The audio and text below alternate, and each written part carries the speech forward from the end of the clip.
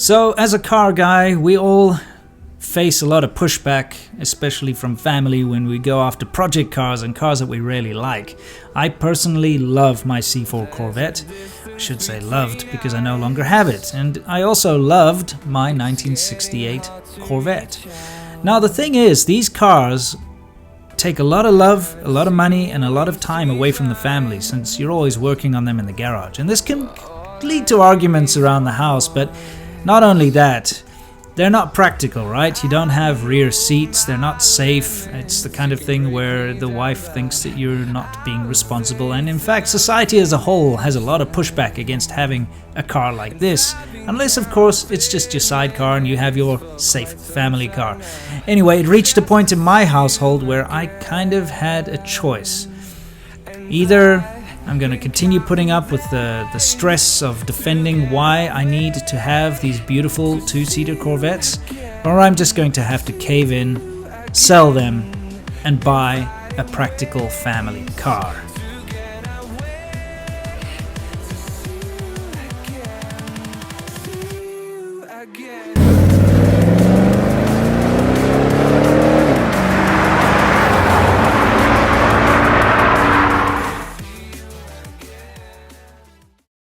So, with a heavy heart, I sold my C4 Corvette, and I found somebody online who would be willing to trade my 1968 Corvette for a family-friendly and practical car. So here it is, with no further ado, my new family car, a 1978 Pontiac Trans Am.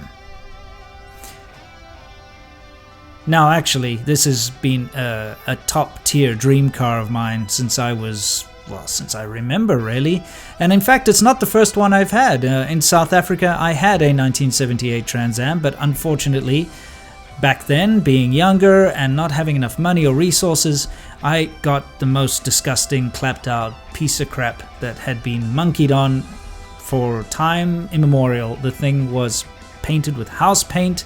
Then that's not a joke. Somebody actually used like a roller or something and painted it white with sort of, I don't know, cheap house paint. It had a 350 Chevy in it. It was completely wrecked. It didn't have the proper wheels or tires. It didn't even have the right steering wheel in it. It had a massive steering wheel from a truck. The thing was just a basket case. But I loved it, and I tried my best with my meager mechanical skills back in the day to try and fix the thing. And eventually I ended up, well, I sold it for a pittance in order to pay for my plane ticket to fly to China. Now, this has always been a bucket list car for me. I always wanted a good one, and guess what? I actually managed to get a fairly okay one. It's not okay. It's one of those nice from far, but far from nice cars, because as soon as you get close to the thing, you'll notice it has a lot of issues. You know, the doors don't line up. It's got a terrible paint job. It's missing all sorts of bits and pieces. I had to do a lot of work on it already just to get it to a proper drivable state. In fact, to get it registered in my name here in California, I had to more or less redo the entire emission system, put on an entirely new exhaust system. Yeah, that's a bit of a hack job, eh? I had to drop the petrol tank out of it and replace it myself because the old petrol tank had holes in it. In fact, when I bought the car, it didn't even have a gas cap. It had a rag shoved in there. Let's just say this thing's rough. And it also has some very weird aftermarket T-tops on it which are impossible to find parts and seals for, so it rattles and shakes and all that kind of thing. Alright, she is a rattly beast. There is so much to be done on this car. But you know what? I'm freaking happy with it. Oh wow, she is rattly and she is not very solid, I'll tell you that much. But you know what? I couldn't be happier.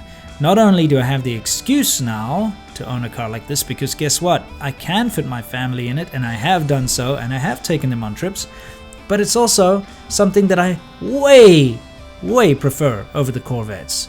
So I'm happy. My family is, well, kind of happy. And I guess I'm probably still going to have to get them a practical car. But yeah, that's my excuse. So as a car guy, I think this is an out.